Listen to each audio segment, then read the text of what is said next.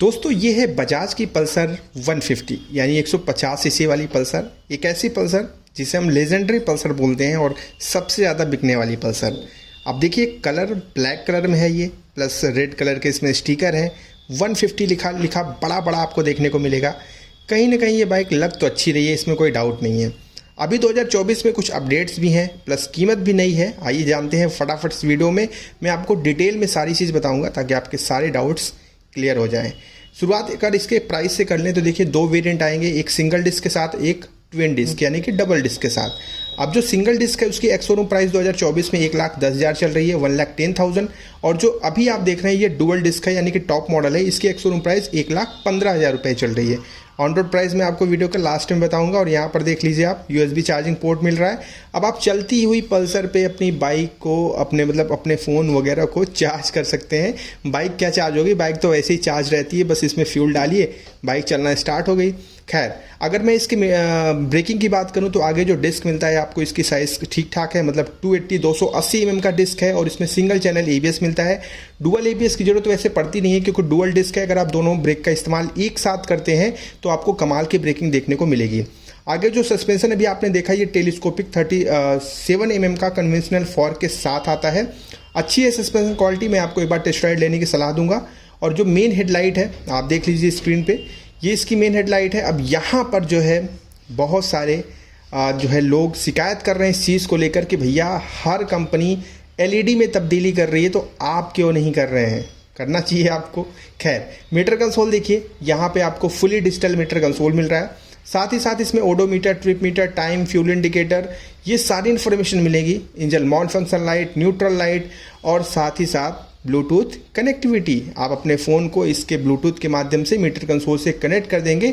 इसके बाद आपके फ़ोन पे जो भी मैसेज, कॉल वगैरह, जो भी नोटिफिकेशन वगैरह आते हैं वो सब आप इसके स्क्रीन पे देख पाएंगे। और ये ठीक है, कन्वीनियंस के हिसाब से ये फीचर अब इतना इंपॉर्टेंट हो गया है कि आजकल 100 सीसी की बाइकों में ये फीचर कंपनी ऐड करके दे रही है। ठीक है, खैर यहाँ पर इसमें क्लिप ऑन हैंडल बार, साथ ही साथ यहाँ पे स्विचेस देखिए, आपको एक एक्स्ट्रा स्विच कंपनी प्रोवाइड करेगी क्योंकि मीटर कंसोल चेंज हो चुका है, ब्लूटूथ कनेक्टिविटी आ चुकी है, तो आपको एक्स्ट्रा स्विच एक मिलेगा। खैर ये बात इसके प्रोफाइल की हो गई। अभी फ्यूल टैंक की बात करूं जिसको लेकर बड़ा कन्फ्यूजन रहता है मेरे भाइयों में, वो कहते हैं कि 12 लीटर का फ्यूल टैंक मिलता है, लेकिन आप ऑफिशियल साइट पे जाकर चेक करिएगा, उसमें क्लियरली मेंशन है कि इसमें 15 लीटर का फ्यूल टैंक मिलता है। 15 लीटर तक आप पेट्रोल वगैरह भरवा सकते हैं। और E20 का स्टिकर भी लगा हुआ है, यानी कि एथनॉल मिक्स वाला जो पेट्रोल आता है, E20 फ्यूल आएगा, वो भी आप इसमें डलवा सकते हैं।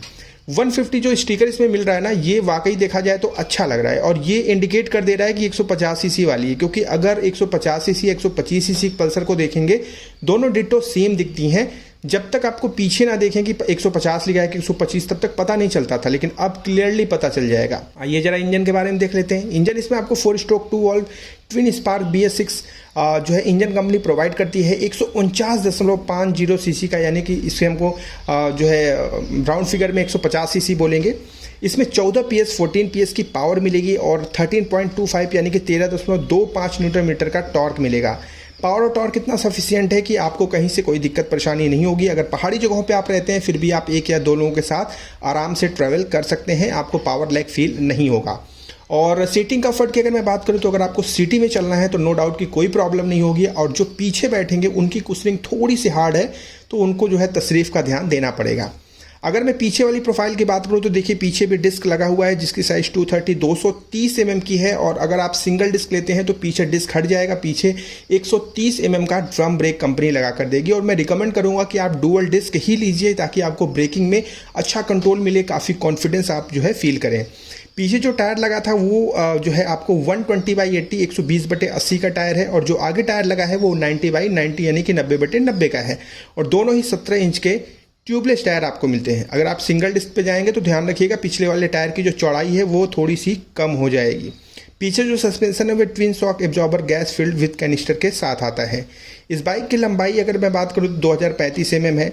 इसका जो वजन है वो 150 यानी कि 1.5 कुंटल की ये बाइक है। चलिए अब मैं कुछ चीज़ें और आपको बता दूं, जैसे इसमें डिजिटल मीटर कंसोल आ चुका है, ब्लूटूथ कनेक्टिविटी आ चुकी है और USB चार्जिंग पोर्ट आ चुका है और नया ग्राफिक आ चुका है। यही इसके अपडेट्स हैं। अब 2024 में अगर आप इसको लेने की सोच रहे हैं तो याद रखिएगा कि 2025 के मिड तक भी आपको यही वेरिएंट देखने को मिलेगा। कोई नया अपडेट अभी आने का कोई गुंजाइश नहीं है और हो सकता है कंपनी जो है दे भी दे। तो अगर आप लेने जा रहे हैं तो अब आपको ऑन रोड प्राइस जानना है, चलिए मैं आपको वो बताता हूँ। जैसा कि मैंने बताया था कि 1,15,000 रुपये इसकी एक्स शोरूम प्राइस है, तो जाहिर सी बात है कि जो ऑन रोड प्राइस होगी वो होगी 1,35,000 से लेकर 1,40,000, 1,35,000 टू 1,40,000 के बीच में ये कंप्लीट ऑन रोड आपको मिल जाएगी। और 5,000 रुपये अगर आप बचाना चाहते हैं तो आप इसका सिंगल डिस्क वेरिएंट ले सकते हैं, जैसा कि आपको आपके बजट के अकॉर्डिंग जो सेट बैठे। तो ये है बजाज पल्सर, कैसी लगी कमेंट में बताइएगा। कल हम फिर से मिलेंगे एक नई वीडियो के साथ। और कोई भी डाउट हो इस बाइक से रिलेटेड आप कमेंट में हमसे पूछ लीजिएगा।